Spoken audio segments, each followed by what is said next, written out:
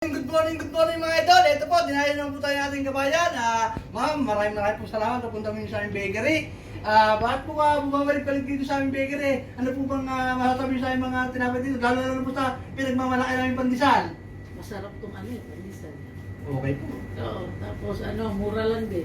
Affordable siya. Tapos siya, convenient para sa akin kasi yung ko, madaling araw pasok ko, tapos pagpasok ko dito, mga 5 o'clock, bukas na sila. Okay. Kaya nababaon ko sa school. Minsan pa nga, nung mga Nepali ko cleaner, nagpapadala.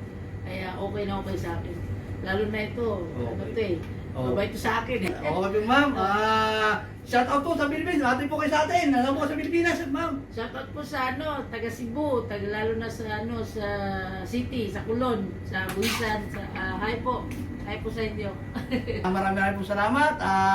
Ma'am. Kaya mga idol, ano pa na natin niya? Arta! Punta na kayo yung bakery. Maraming salamat mga idol. Bye. Okay po.